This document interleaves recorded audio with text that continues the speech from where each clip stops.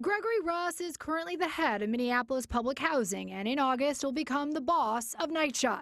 In his new gig, Russ would also get over $400,000 a year. That's about $1 for every resident who lives inside NYCHA right now. Residents at the King Towers in Harlem say they hope Russ will make fast repairs and fire bad managers. He's the highest paid city worker, which is nuts. I'm a little concerned because wherever he's coming from, does he have the experience to be able to handle New York City? I just want him to know that we are people, okay? We are people and we expect things to be done. Some city leaders are skeptical. Bronx Councilmember Richie Torres questions why Russ will allegedly be commuting every week from Minneapolis to New York City for the new job. We're going to be a city in crisis with a part-time mayor and a part-time NYCHA chair.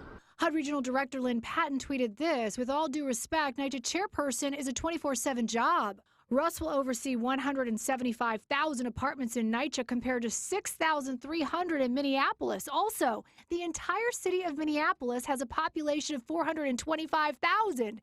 NYCHA alone is home to 400,000 people. City Council member Alika Ampry-Samuel, the chair of the Public Housing Committee, says she hopes he's ready for a tough job. And of course I'm a little disappointed, only because we were hoping that it would be someone who, comes from public housing, not necessarily is always a CEO. Councilmember Jimmy Van Bramer from Queens wonders, does Russ know New York City? Well, I would ask him if he's ever heard of the Queensbridge houses, and if he hasn't, he should come. Russ has over 25 years of experience in public housing, from Minneapolis to Cambridge, Massachusetts.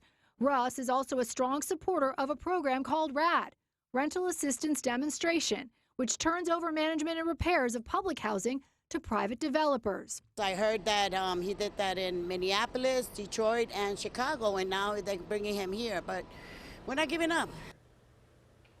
And Russ starts his new gig as the boss of NYCHA in August. We'll be talking to him in Minneapolis and seeing apartments. They're talking to residents. What do they think? And what should we ask him? Reach out to me on Facebook and Instagram, Monica Morales TV. What do you want me to ask him? And I can tell you, Tamsin and Corey, what we're getting is that actions speak louder than words. He needs to be an action hero when he starts on August 1st. That's what people want to see. We're going to ask the tough questions, but of course be fair. And it's going to be interesting to see what happens next. Well, let me ask you a question. So he's coming from there. Is he going to be living here full time? No. Okay. His family's in Minneapolis, so he's going to be commuting, and that was another controversy. Sure. Is he going to be a part-time NYCHA CEO? Right, so how does that work?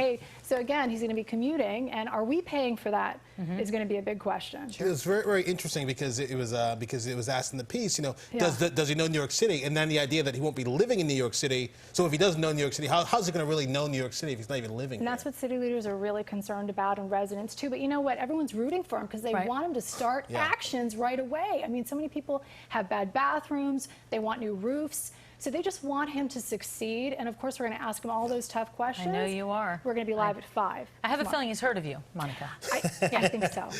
All right. Thank you so much. Word is getting out, I'm sure.